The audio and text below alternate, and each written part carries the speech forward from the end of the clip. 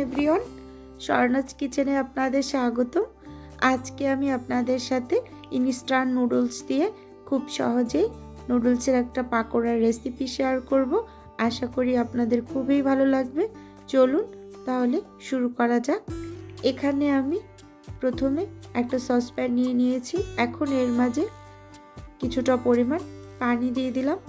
পানিটা ফুটে আসা পর্যন্ত অপেক্ষা করে এর মাঝে 2 প্যাকেট নুডলস দিয়ে দিলাম। এখন নুডলসগুলোকে ভালোভাবে আমি একটু সেদ্ধ করে নেব।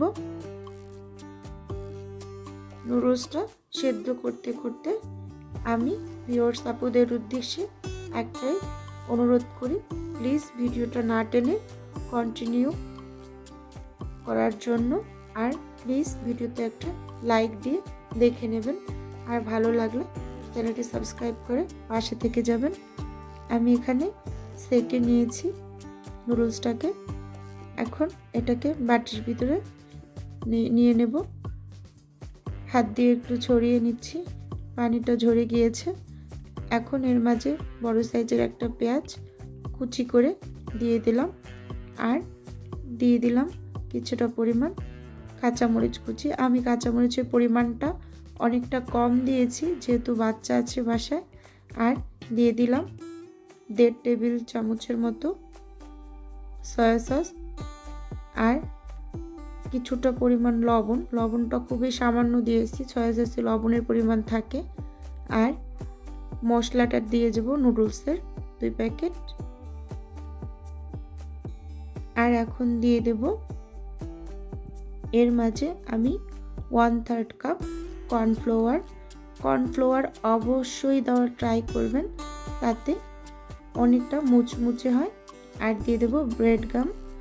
আর ব্রেড গামটা দেওয়ার কারণে একটু মিষ্টি মিষ্টি হয়, খেতে ভালো লাগে। আপনারা এখানে ময়দাও দিয়ে দিতে পারেন। আর দিয়ে দিলাম একটা ডিম। এখন হাতটাকে একটু ধুয়ে হাতের সাহায্যে খুব ভালোভাবে আমি এটাকে মেখে নেব। একটু সময় নিয়ে মেখে নিতে হবে।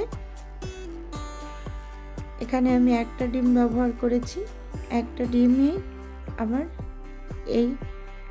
এটা ঠিকঠাক আছে। আপনাদের যদি মনে হয় যে আর একটা ডিম লাগবে বা আর এক প্যাকেট যদি বাড়িয়ে নেন, তাহলে আর একটা ডিম দিয়ে মেখে নেবেন। চুলোতে প্যান বসিয়ে পর্যাপ্ত তেল দিয়ে গরম করে নিয়েছি।